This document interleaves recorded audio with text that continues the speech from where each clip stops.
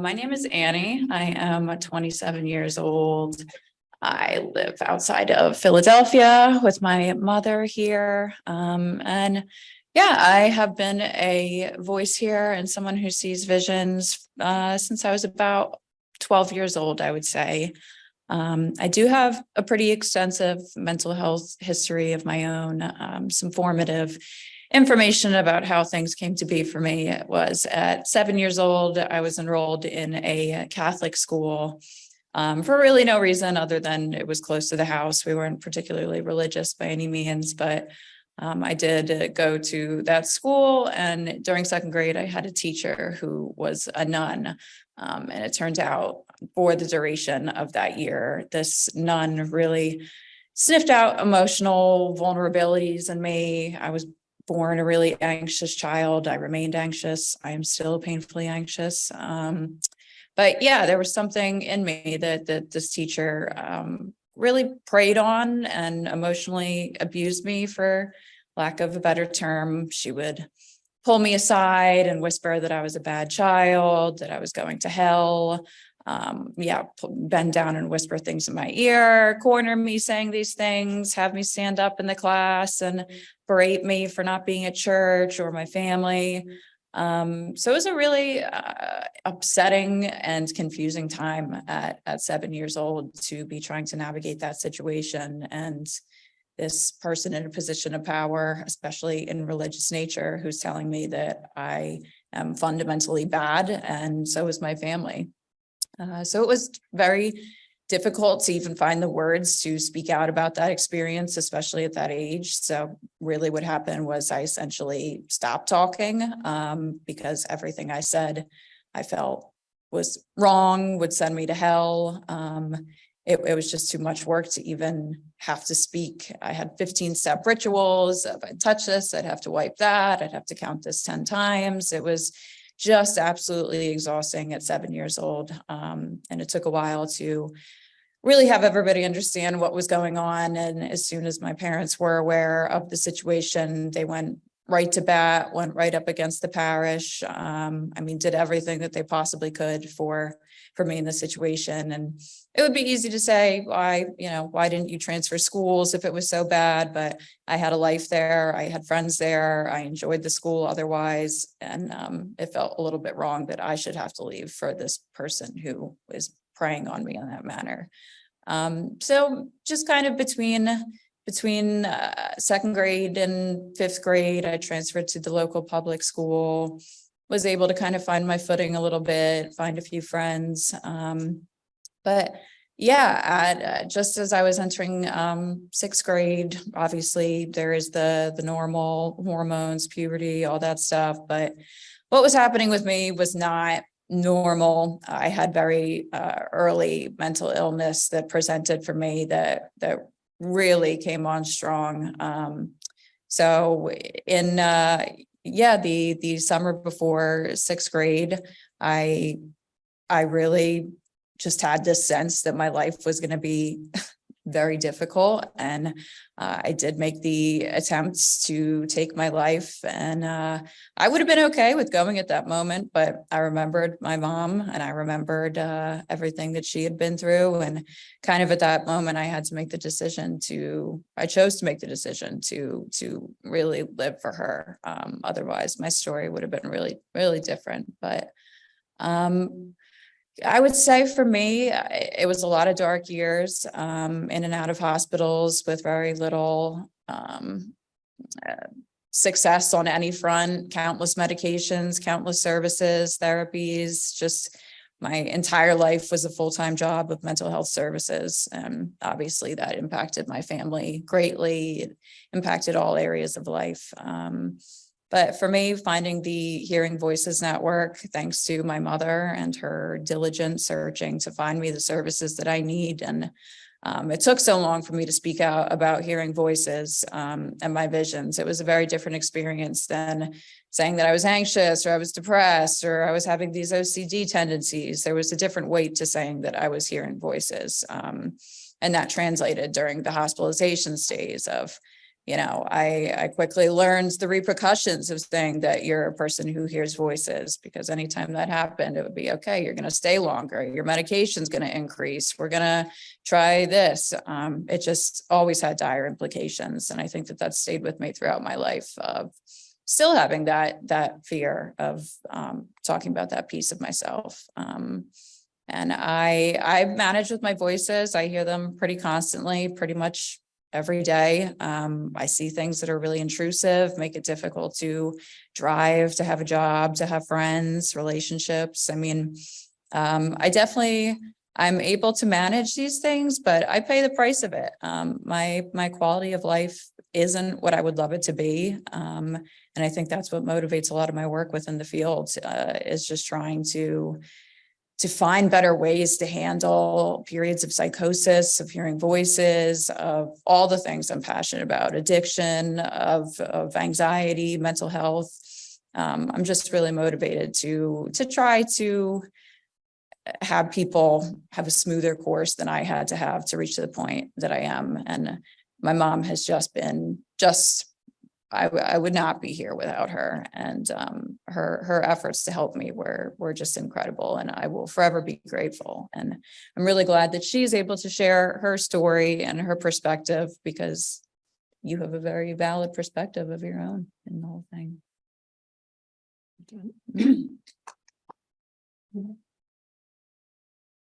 I'm Tricia, Annie's mom, and I'll just say a few words about my own journey. Like Annie, I suffered from intense anxiety from an early age. When I was young, there was no language for what I felt. No one talked about it. It just felt like a personal hell, and I couldn't imagine anyone experiencing anything the same as that. So when Annie started showing the same signs, I recognized it right away, but at the same time, I couldn't face it. I knew the torment she experienced, and I hated to see her suffer the same way. I felt I had somehow passed it on to her, and I was overwhelmed with guilt and shame. I was too overcome by all of this to know how to help her. I had always tried to sweep my own mental health issues under the rug, but what I saw happening with Annie completely undid me. Eventually, I had no choice but to seek professional treatment. At that point, I needed as much help as Annie did. It was tough, but the analysis saved my life. In time, I learned to open up emotionally and look at my own wounds. I became more accepting of myself, which helped me to accept Annie's struggles. I was able to be more objective about her challenges and not see them only as a reflection of my own. I tried to learn the best ways to support her. The conventional roads we traveled in search of good psychiatric care for Annie helped some, but not enough. Medication was never the answer for her either. We later explored and benefited from more humane alternative approaches. In particular, the Hearing Voices movement gave us both hope and a way to understand her extreme human states without pathologizing her very being. As a family, we've struggled over the years. We've needed to work on our resentments and anger in individual and family therapy. Whatever success we've had is due to the love we share, which sometimes allows us to be patient and tolerant with each other. Annie has by far done the most work to help our family with her willingness to face her challenges head on and seek help wherever she can find it.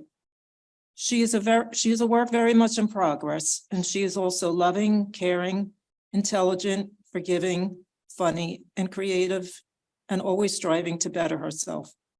I admire her sensitivity, her kind heart, and her strength, and I find a noble beauty in her courage.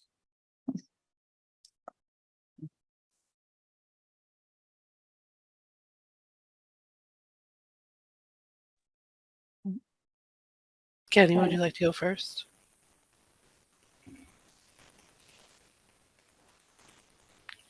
Kenny, we can't hear you. Can you hear me now? Okay. My name is Kenny Brown. My sister was diagnosed, was it 9 years ago now? When the diagnosis happened, I've always had this like stubborn belief that I could fix anything just because I read about it once or I watched it on TV one time. And when her diagnosis came through, I was still in my early 20s. I was still, that stubborn head in the clouds type of kid who thought, oh, I'll just go in, I'll see her in the hospital and I'll talk to her and we'll talk through this. We'll figure it out. We'll wrap it up like it's some Full House, Boy Meets World episode in 30 minutes. And lo and behold, reality is not like that. And after I first saw her the first time, it was kind of that was the real shock of reality, getting to experience it firsthand instead of what I had assumed. I had, assumed of what I'd learned in one research paper I did in like 8th grade, middle school, and stuff I'd seen on TV. And it definitely, it changed the dynamic of our relationship, but not in a way that a lot of people I feel like would assume that it would turn into more of like you become your sister's keeper type of situation.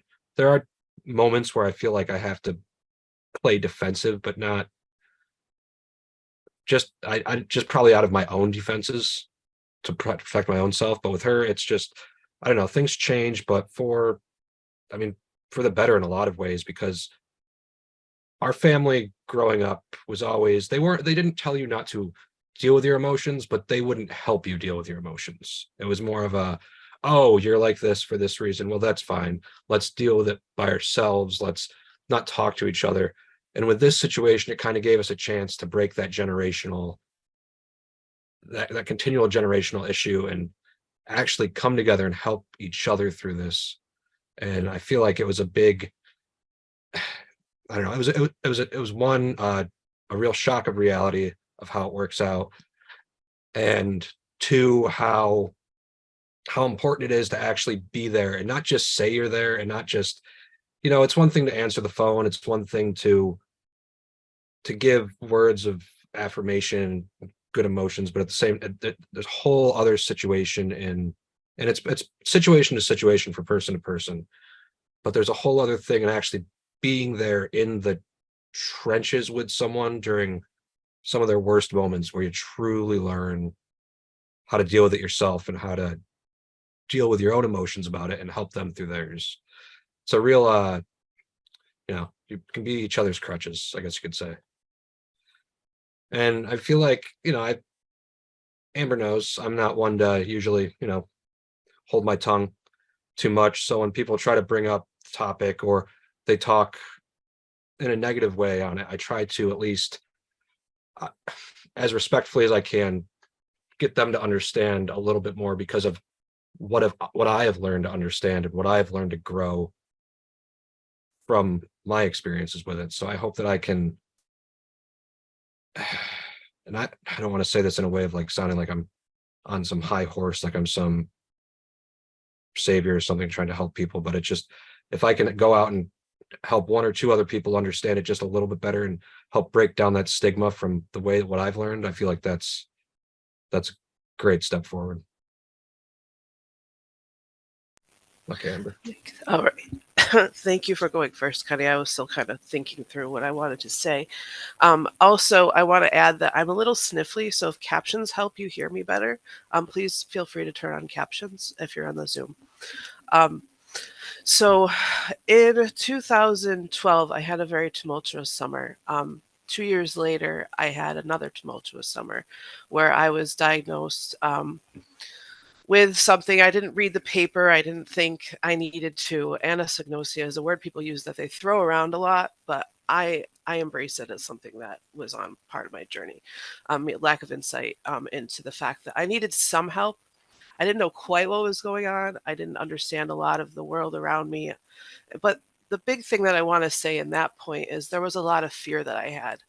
And if it weren't for my family, I probably wouldn't be here today as well. I hear that in what was said prior.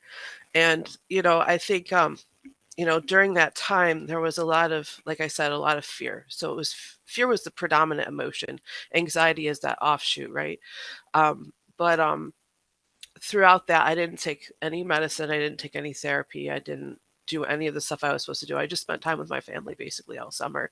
I was in graduate school at that point, and I was supposed to be in Boston for the summer working with a interfaith program, which was my dream. It was my dream to work in interfaith work, to bridge those gaps between communities and to do some really awesome, impactful things. But it derailed that, and it derailed school for a while. I took a break, a leave of absence later that fall. And there was a lot of reckoning in my body over what happened. When I looked at the diagnosis that was scrawled on that page in November of 2014, it shook me. And I looked for anybody that could have any sort of knowledge on this. I scoured the internet as people do these days, right? And I was like, who are the cool people that already have this? Who are the famous people that are already experiencing these things, because there can be bright lights along the way. And throughout this journey, I found out about things like peer support. I found out about things like, that there are other perspectives on things called psychosis. There are other words to call it. I love word choice. I said I love etymology, and that's true. I think it's really been somebody in a group yesterday, one of the conference presentations, I mentioned that I don't want to go back to the before time because I've experienced so much post-traumatic growth. My hospitalizations were traumatizing. My experiences were traumatizing, and my family was that stopgap that kept me from being homeless, that kept me from, not from giving up in general. I might start crying. I'm sorry. I'm not sorry, but I might start crying. It was just that opportunity to really see what we're capable of. It still affects me to this day. I have non-epileptic seizures, and sometimes I wonder if it's the medicine that's helping this along or hindering the process. I don't know, but it's really been a journey of learning to trust people again, learning to trust physicians and not trust the wrong ones, because there are some people that are misguided in things. But I'm finally doing the work now, and my diagnosis changed more to a trauma-infused diagnosis through a lot of work and a lot of processing. So I hope I'm not talking too long here, but thank you so much for allowing me to be here and to speak with y'all today. Okay. We have other questions that we were going to be asking each other, I believe.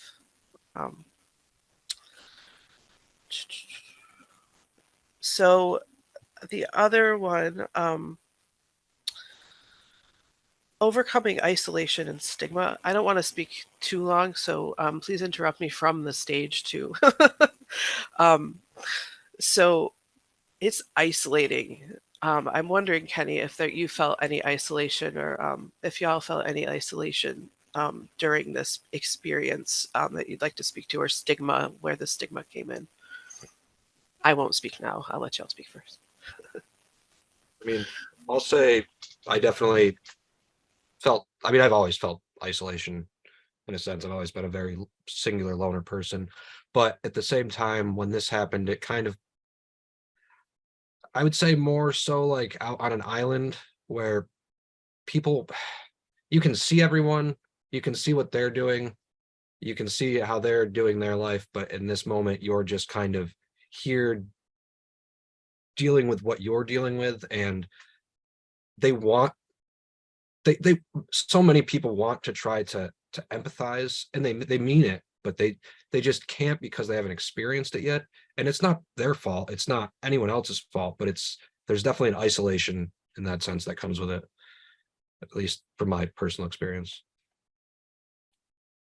Yeah, I think there's two kind of forms of the isolation. I mean, I experience the very literal isolation of that. I find it very difficult to leave the house a lot of the time, or, hold down a job or meet up with a friend or something like that. And a lot of that's the paranoia, that's the voices, that's the anxiety, all of that works together. And that's a pretty fierce force.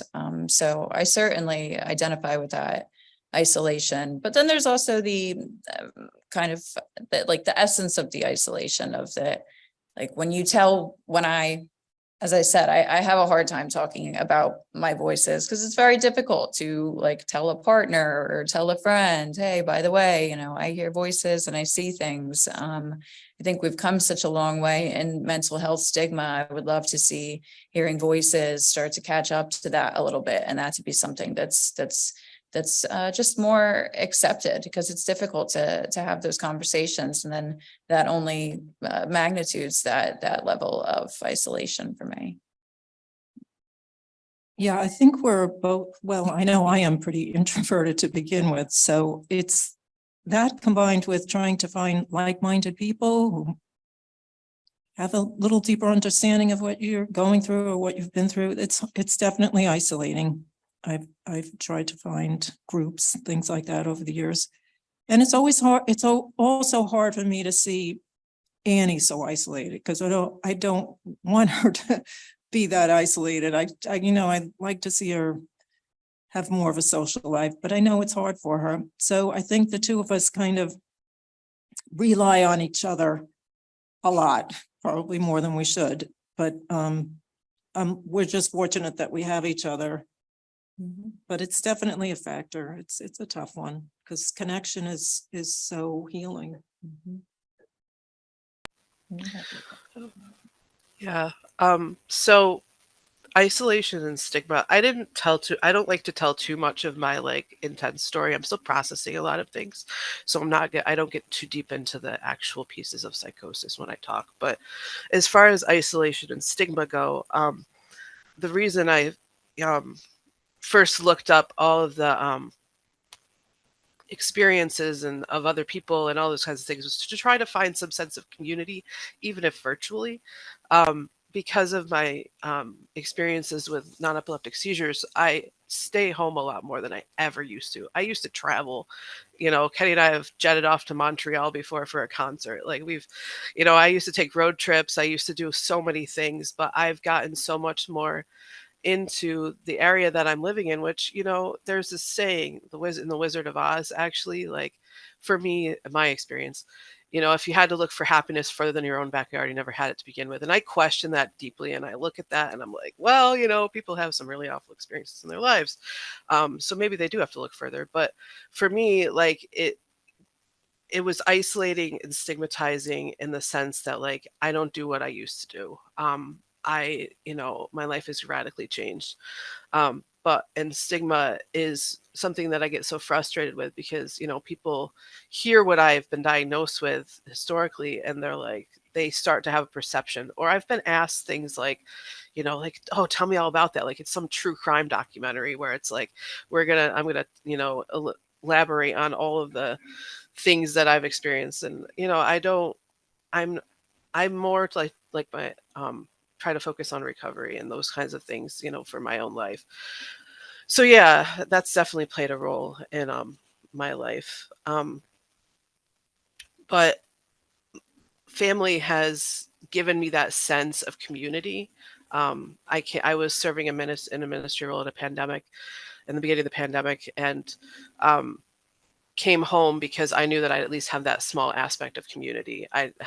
We have 3 other siblings and like, in-laws and a whole extensive group of bonus family and all that good stuff. But like, it's really been a experience of having to come back to the roots of my community through my family. So, yeah.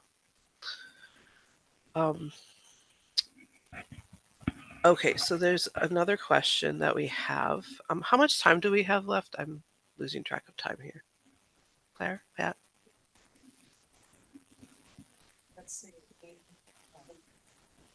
Yes, it is. I'm in Central Time, so I have to convert this to Eastern Time. So we're at 10:20, so that's 11:20 for you. And we are going until noon. So- Okay. Awesome. And, go ahead. Ed. No, go ahead, Pat. You didn't get to introduce yourself.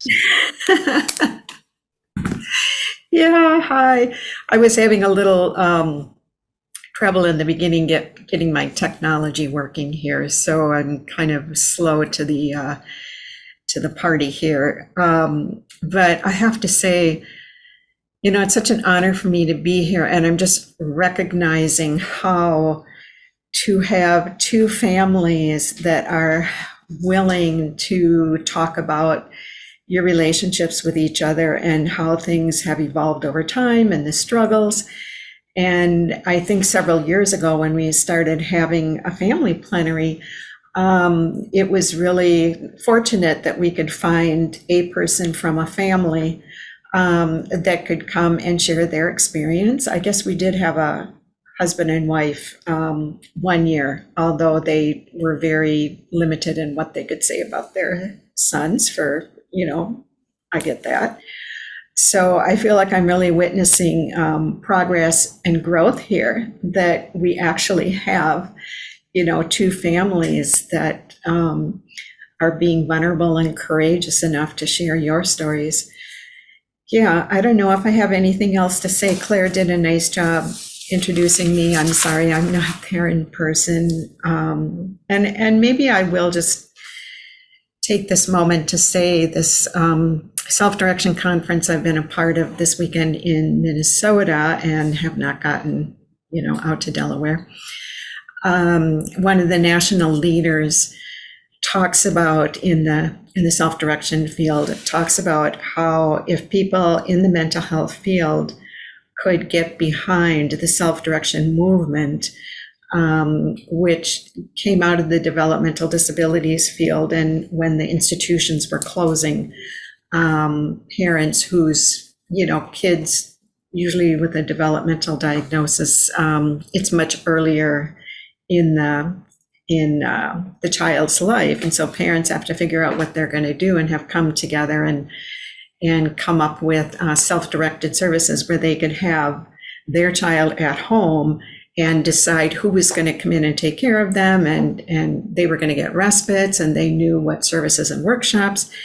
And so Bevan Croft was making this point that, if those with mental health diagnoses could get behind the self-direction movement, where people who are eligible for Medicaid can be on waivers and also set up their services that are person-centered, that make sense for them, that they can choose to work with.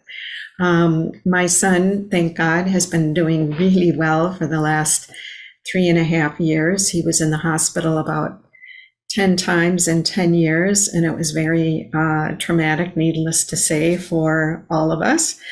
And I feel like Annie and Tricia talked about, that I was, and I guess both Amber and Kenny did too, that I was there with him in a whole different way, obviously.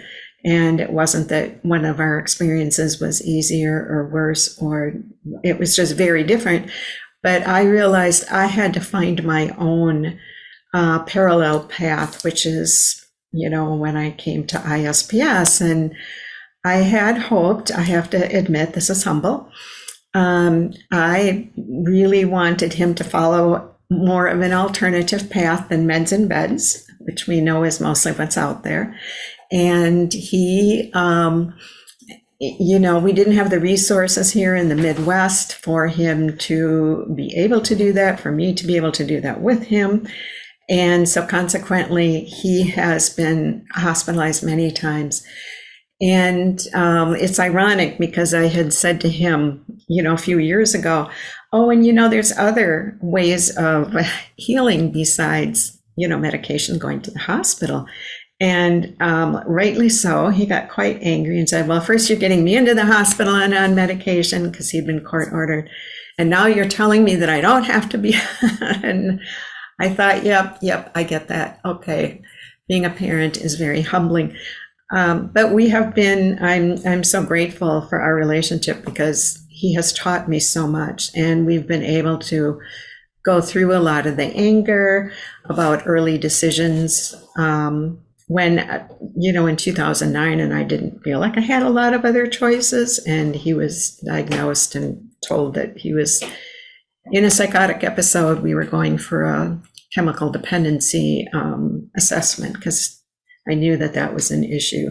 And so he went upstairs into the psych ward and, got case managers, and And that was its own trajectory. But the thing that has been helpful for me has been to find people and meet people that have found a life of meaning, because I know that there are many folks out there, more and more, as people become more transparent about their experiences, such as our courageous people here today, that it's possible to have a very fulfilling life. And so I know that, and then I can offer him that hope. And when I've said to him, a few years ago, has there been anything I've done that's been helpful over the years? And he said, yeah, telling me that I was going to get better. And I realized, oh, thank you, because sometimes I wasn't sure if I was discounting him in that. And but he said that was really helpful, because then he could believe that he was going to get better, even though at times, he'd been suicidal and, I had some rough going there for a lot of years. And so I'm really glad once again to be here. And I had a few comments to make, but I'll hand it back over and we'll see if, we'll take the conversation from here. So do we want to go back to some more questions, or do Annie and Tricia, did you get a chance to talk about the stigma, how you felt about the stigma, or? I think we touched on that a bit. Do you want to? Yeah, whatever. I mean, I know that one of the questions that we kind of had a good conversation about when we met on Zoom was everybody's kind of relation to the diagnosis piece. So, I mean, I guess just touching everybody, it was a really great dialogue and it's such a personalized thing of what diagnosis means and kind of that journey. And for so many years for me, there was a lot of like emphasis on the diagnosis and what is it? Is it this? Is it not? Just one after the other. And that was something that I found really bogged me down. It became me. I was not Annie. I was all of these diagnoses. I was this file. And it was just a very frustrating experience to just feel like, well, why can't I find the right fit? And I do think that for me, one of the biggest turning points in just kind of, I don't really use the term recovery. I don't always love that term, but in starting to just heal, I moved away from the diagnoses altogether. And just, I have anxiety, I have depression and stuff, but in terms of, is it schizoaffective? Is it schizophrenia? Is it PTSD with this? It's just kind of all of these things at this point for me are just the emotions and the experiences that I have. And it's almost jarring now when I go to like a therapist or something and they're saying, what's the diagnosis? Because I just really haven't thought about it in those terms for a good while now. And that's been very liberating when that was something that carried me so long and was such a ball and chain for me. That was extremely empowering for me to start to like that first step around the corner, I would say, was that for me. And everybody else had really great opinions on theirs. So I would love to hear from like Amber or Kenny, how that was for you. I'll let you go first this time, Amber. Okay. Yeah, I mean, diagnosis, I'm still in that journey, I feel like, honestly. Thank you for holding that up because diagnosis for me was so much about getting the accurate thing on the piece of paper that a doctor would look at and say, oh, okay, I get this. And this is how we can help and journey to wholeness or, journey. I like that you lifted that up.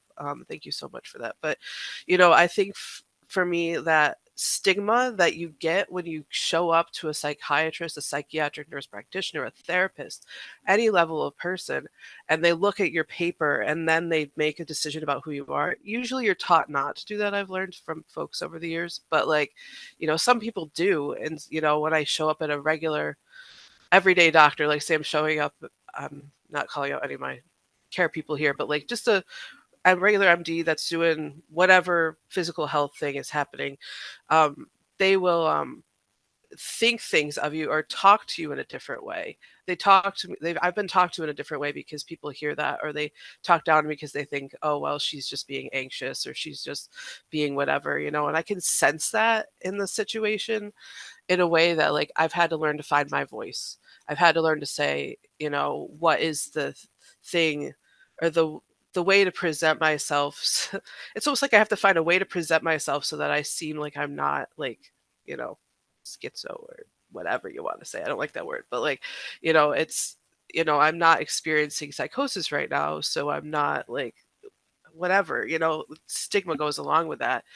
And you know, I think I really respect your journey of healing, you know, that you all have done, because I think that you've done a lot of the work and that's really important. But for me, I've definitely learned that I'm on a lifelong journey. And part of the reason I'm not sharing more of my like experiences is because I'm in the midst of writing a memoir about my experiences, and I'm processing that through therapy. And I'm really looking at that through that lens to say, like, what are my stuck points? What are my points that are really coming up for me?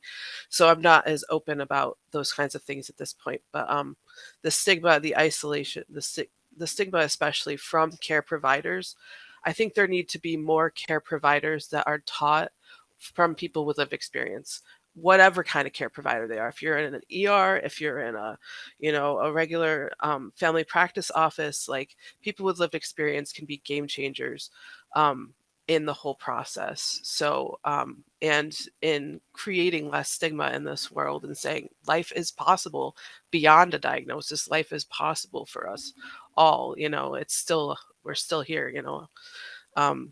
So yeah, thank you. Ken, if you want to say something, go ahead. Yeah, in regards to diagnosis and stigma, I would say my experience with it in this situation is more so about, I mean, only in the last like 6 months to the last year did I learn that the term schizophrenia had such a negative connotation to it, such a negative stigma to it. And in the beginning, when this all happened, I had to, it was interesting on how to approach people when it came up and how they viewed my sister in that way, and the stigma that came with what they understood. And over these years, I've learned that I've had to at least try to help people understand a little bit more from the insider point of view that I have, at least to know that what they see, like what we were talking about before, what you see on television, what you see on movies, just isn't, it's not the reality of it. It's the Hollywood effect. It's what people want to think it is. It's what drives, obviously, you know, it's what drives that fear. And that's one thing that I've learned. I've had to change the way that I talk about it to other people in an attempt to try to help them see it in a different light, rather than the typical, like, whenever I think of it, I think of a few episodes of Law and Order SVU where the person, the criminal on the episode is a schizophrenic that's unmedicated, and it just creates this huge negative connotation just in that concept. I mean, all of the propaganda in that show aside, there's also a lot of heavy anti-mental health stigma that we can see, and I feel like that's really driven, especially over the last like 20 to 30 years, a lot of how we see it on TV. And I try to do what I can when I talk to people to try to help them at least see what I can see now and try to help them grow in that way. Because I know I've had to grow quite a lot. I mean, Amber knows I'm one for a lot of offensive jokes and stuff, but there's a time and a place, and you have to learn that type of thing. I'll just say a couple of things about the diagnosis. I think from a parental point of view, it can be sometimes helpful to get some diagnosis so you can start learning about what's going on with your loved one, to start learning about how the mind works, what have people experienced. So it gives you, it kind of contains the chaos a little. It did for me at the beginning, even though it wasn't an accurate diagnosis. It just, okay, there's some logic here to this, what I'm going through here, what we're experiencing. So they can be markers to help you research. On the other hand, they're just so limiting in what the person's potential is. it becomes this permanent, it gives it a permanency that is just way too limiting for something, for a person who can just grow so far beyond that diagnosis. And in psychiatry, I think it just puts the person in a box. They can just start dealing with that diagnosis and just lose the person. I mean, the times I've been infuriated when Annie's come home from meeting with another psychiatrist, and it's just been, just the list of the symptoms, no talk about what's going on with your life, how is your life, none of that kind of talk. So it can be extremely, just so infuriating and frustrating. But they can, I can see it from both sides. And I think Annie has certainly never let herself be bound by any diagnosis. And it's just been a loose kind of thing for her. And we definitely learned to live beyond diagnosis a long time ago.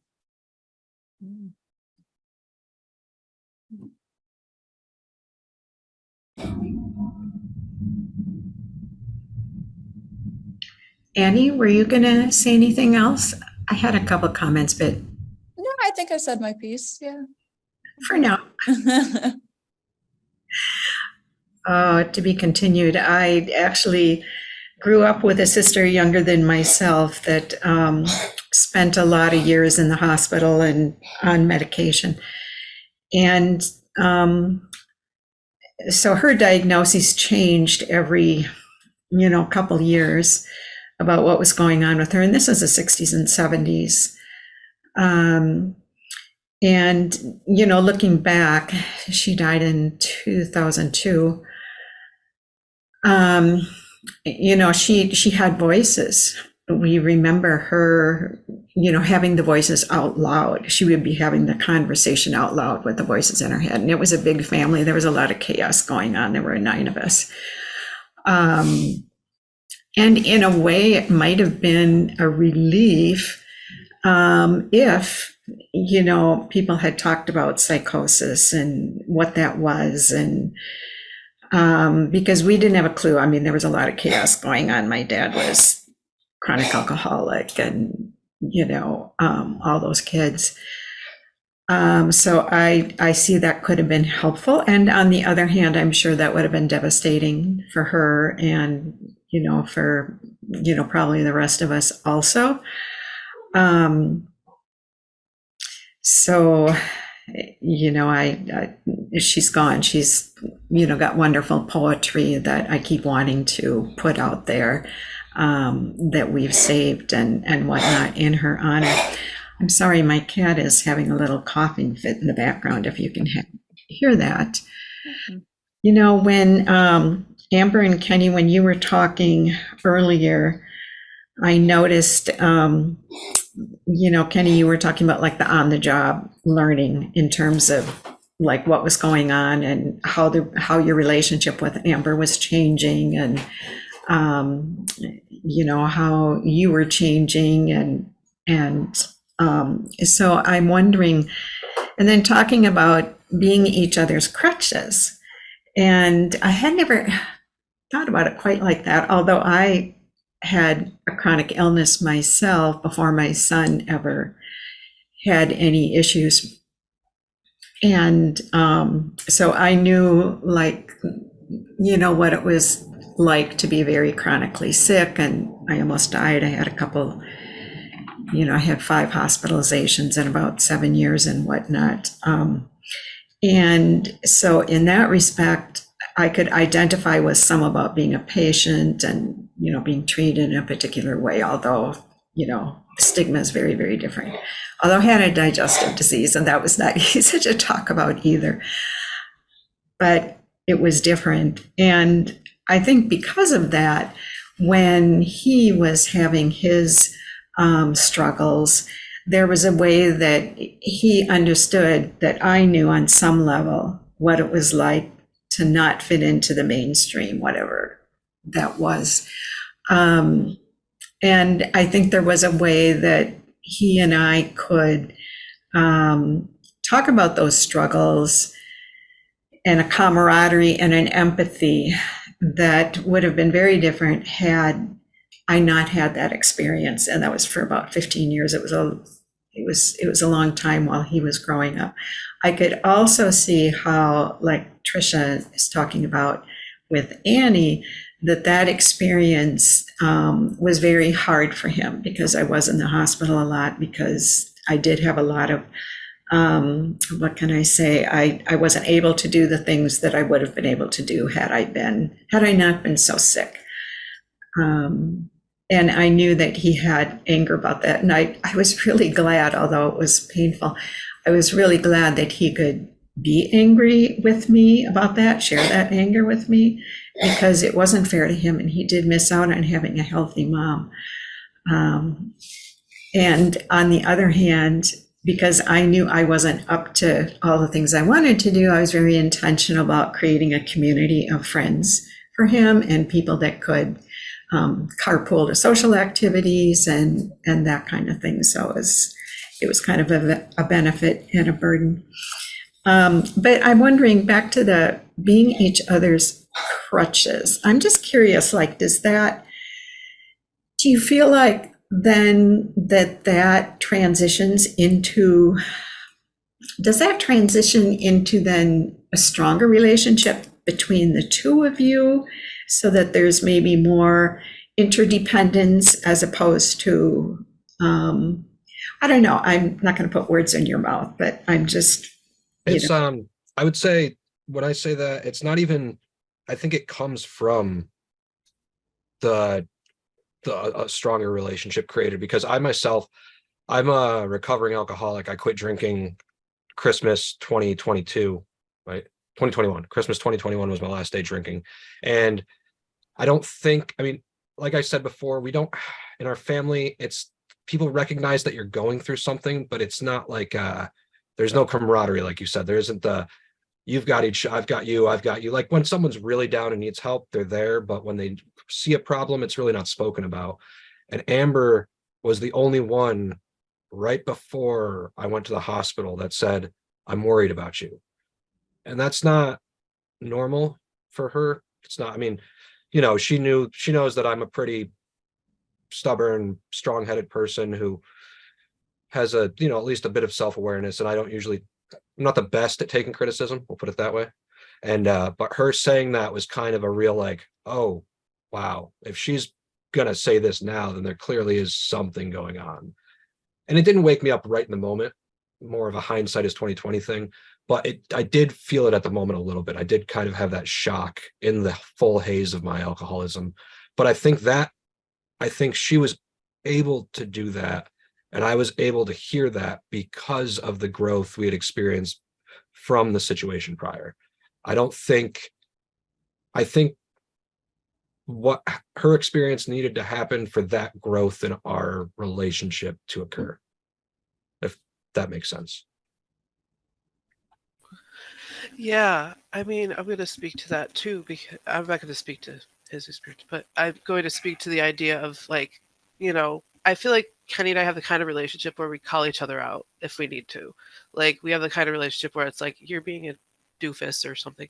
We don't say it like that, but, you know, where it's like, you know, I'm worried about you, or I really care about where you're at right now. Like, this is what's going on. And that's definitely developed as an offshoot of being in proximity, because I used to live everywhere else and I would move around a lot. But we're all, my whole family is pretty much in proximity physically, geographically right now.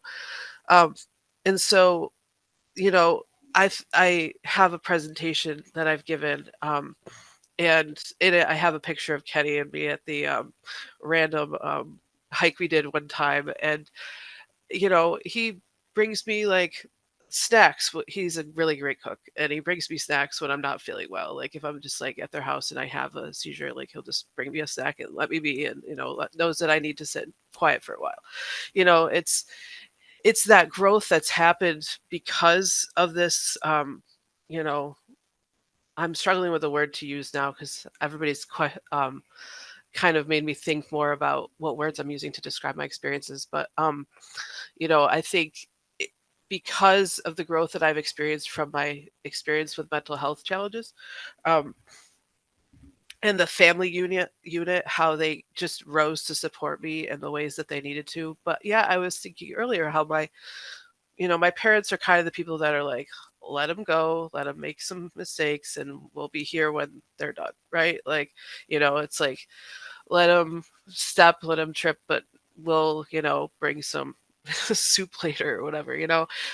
So it's just that there's been a growth, and I think it's a journeying with that happens, not a saving someone's life. I mean, you can save someone's life, but it's a journeying with, it's journeying alongside someone, and not like kind of maybe pointing out things that are happening. That has really been helpful for me in my journey, and the people that walk alongside me, or all that jazz. So Thank you so much. Is the mic on? Oh, Thank you so much, Amber and Kenny and Annie and Tricia, for your sharing and wisdom, the things, and Pat, for the things that you have learned in your journeys along the way. I'd like to open it up to the Q&A. 2 questions from the live audience, and then 2 questions from the virtual audience. All right.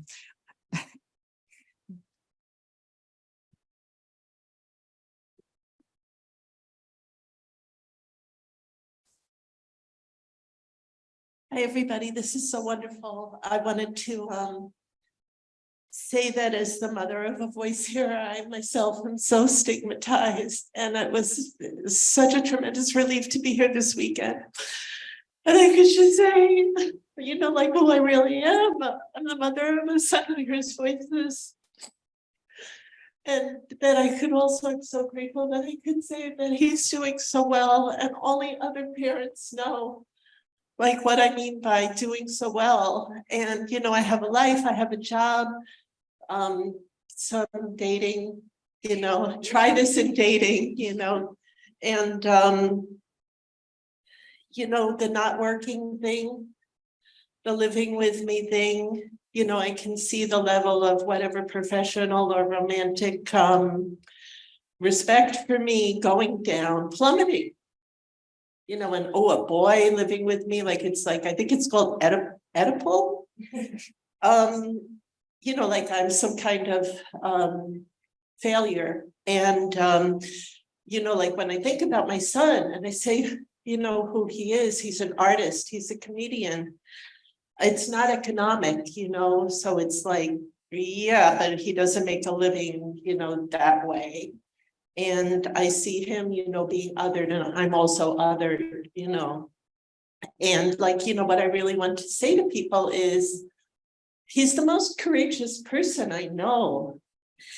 And I want to say, like, that he has sparked an intergenerational healing of trauma in our family. I want to say, what I've become since having this experience of having my son hear voices and experience extreme states, like who I've become as a human being, that my own human experience has grown. And I want to say, how much I love him and that I wouldn't trade him, and on the other hand, like I have a cohort of people that I can tell the truth to. And, so much of our interaction in the Hearing Voices Network family room is humor. And we understand each other, and like when I'm super thrilled about things, like he went to the dentist, and in my cohort, it's like, wow, that's so great. And it's not sarcasm. It's so wonderful. And, like how there's this gigantic rift between what I can say among people who understand and what I say in the world and the outside world. So now I'm going to try to turn this into a question and ask, you moms, like about your experiences.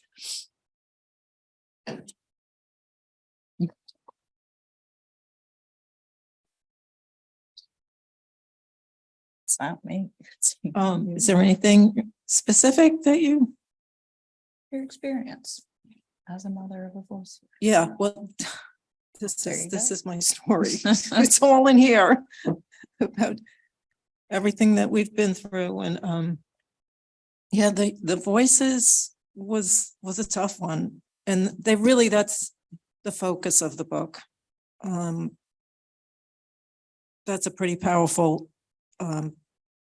thing to experience, and nobody could understand that. And I researched to death about the whole thing, looking at it from all perspectives. And when I finally got onto this alternative approach, the World Hearing Voices movement, that was really the turning point for us.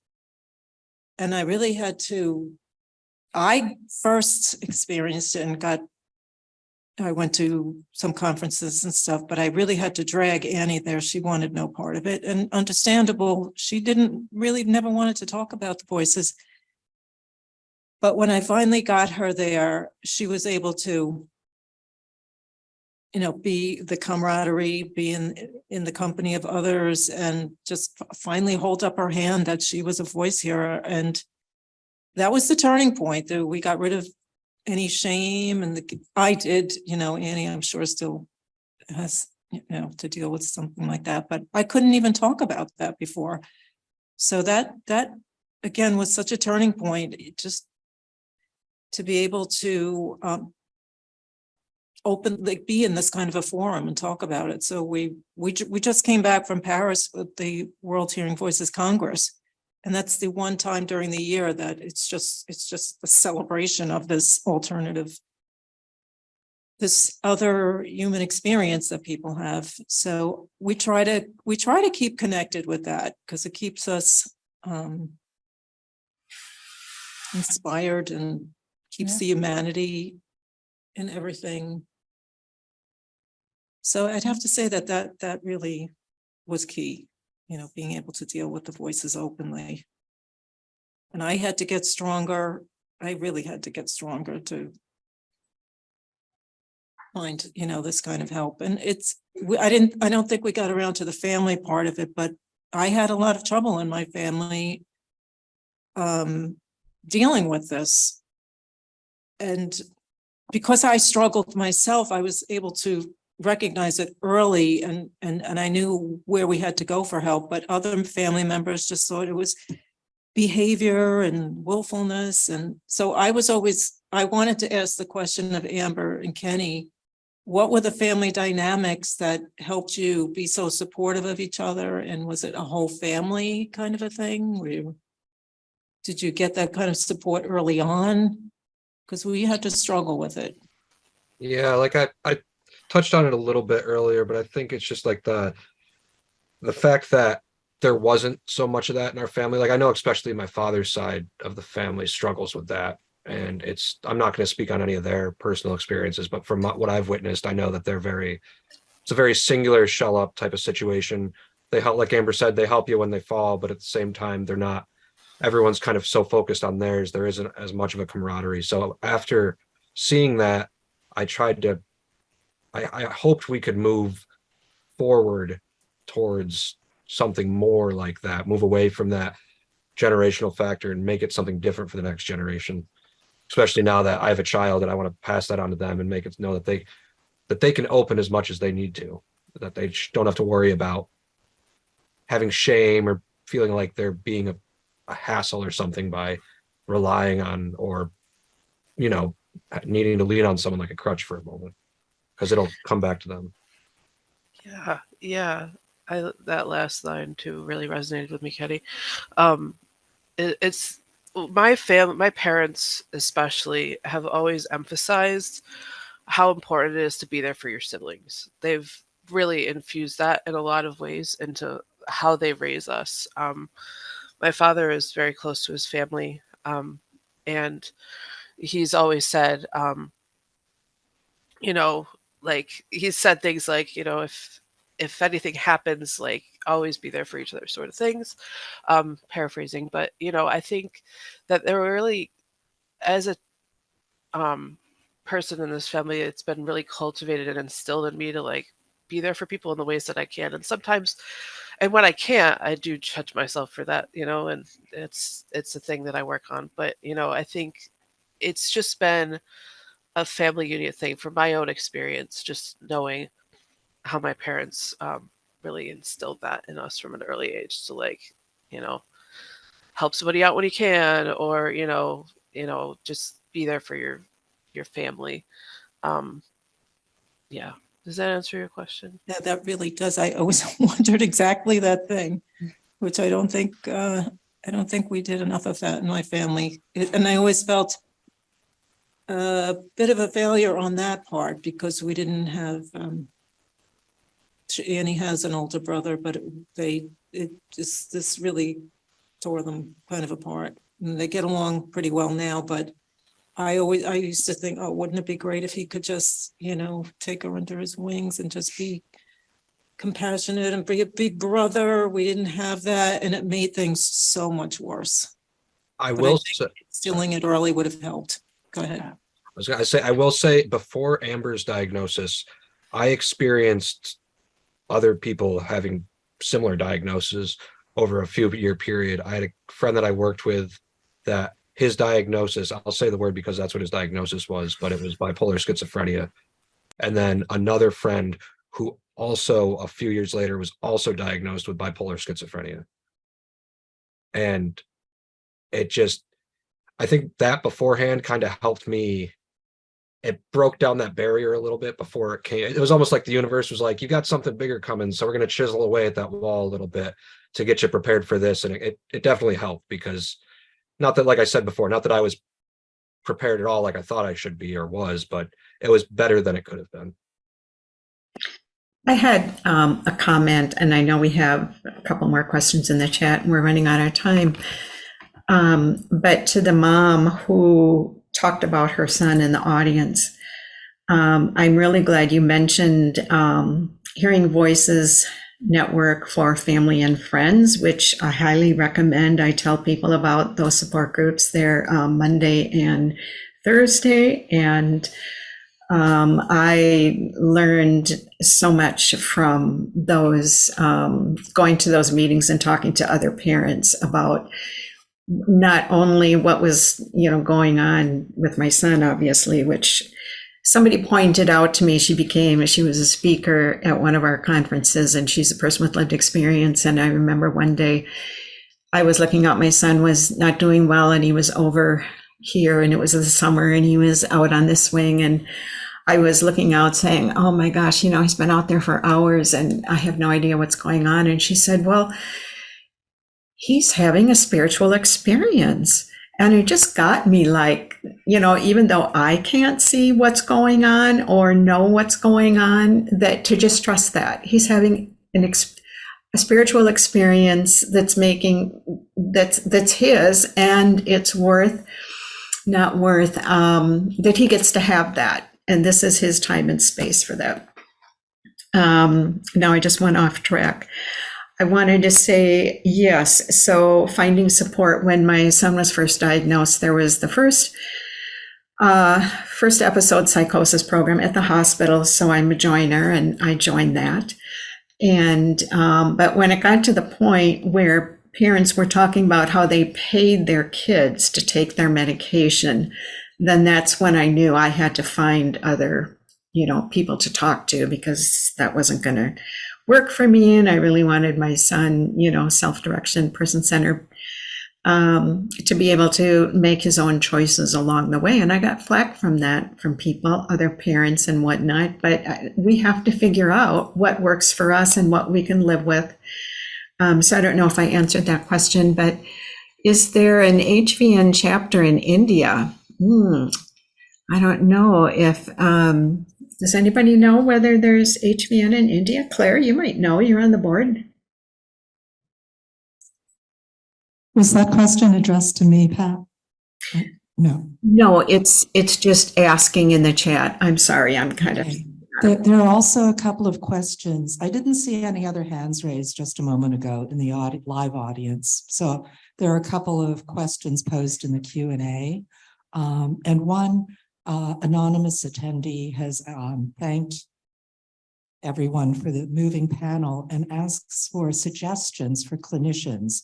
What helped and did not help when it came to working with clinicians, and how can clinicians help support families best? And I wonder if we could If you all would be willing to share your email addresses with people who attended the conference so that they might pose the questions to you offline. That would be wonderful. Thank you. And Ira Ward asks Amber.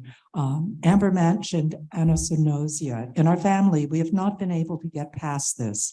Can you talk about how you were able to come to an agreement about the existence of mental illness in your family? Or did you come to an agreement? Well, eventually, yes. So for me, and I know that this is controversial in ISPS, but it did take involuntary hospitalization. And the second round of that, or the first, well, I only had one involuntary hospitalization, but that one, they actually had to medicate me and do all of that sort of stuff. So I realized that's a challenging perspective. And I don't advocate that because I think that it made me feel less involved in my own treatment. And I was in there and nobody asked me, like, what are you experiencing? I was just forced to take medicine. So through that, I started to realize that things were weird. And I wanted to shout out one of Kenny's friends. Was in seminary with me at one point, and I still remember him sitting down next to me and saying, "Amber, you're doing things that are kind of look weird," and like he had a very gracious way of doing that. And I remember those people along the way, that shouted that out, that like, this is a little bit different. Like, what are you doing? And some people said it graciously, some people said it differently. You know, when later on, this goes to the other question that someone had asked. It was clinicians that really looked to me and asked me what I was experiencing. What was I experiencing? Like, not just like, saying, here's a diagnosis on a sheet. Here's your medicine. Be gone. Go forth and live, It was really just getting to the end, past the lack of insight for me took that hospitalization and some really wonderful people along the way, some bright light people that, talked to me. I had a good friend also who had his wife who was a counselor talk to me. And I remember those moments and like these flashing moments of like, huh. But I went back, it was very much, it took medicine for me. So that's just me. So yeah.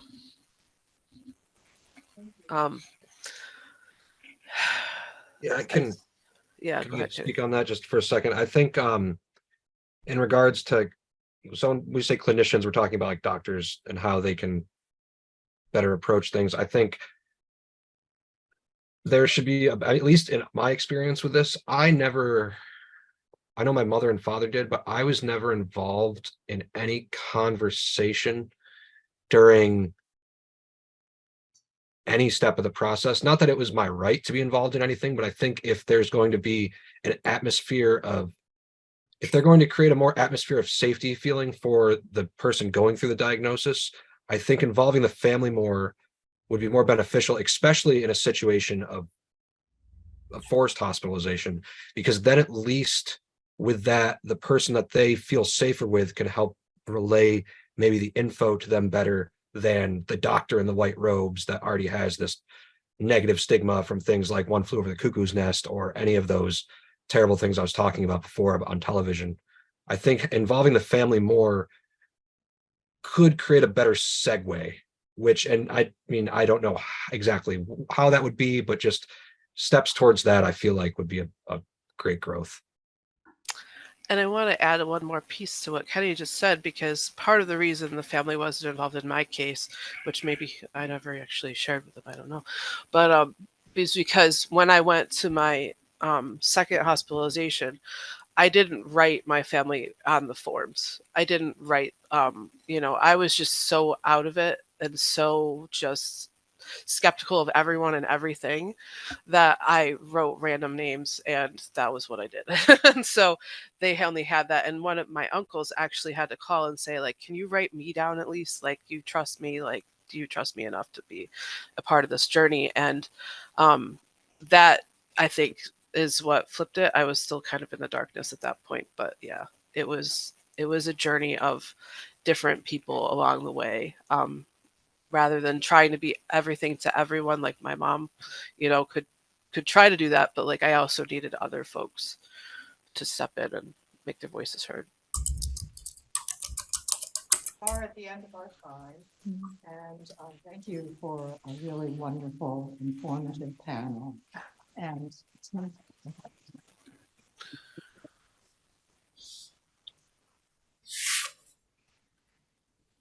I couldn't quite hear Tricia when she held up her book, but she is putting copies of The Apparition on a table outside in the area, in the outer area. And they're for free. She and Annie I was so impressed with Annie last year in Sacramento, and Tricia's book really was the compelling force in prompting us to invite Annie and Tricia to speak here. And we're so grateful to Amber and Kenny. Amber for stepping up at an ISPS executive committee meeting, and Kenny to agreeing to be part of this wonderful panel. Thank you all. Thank you.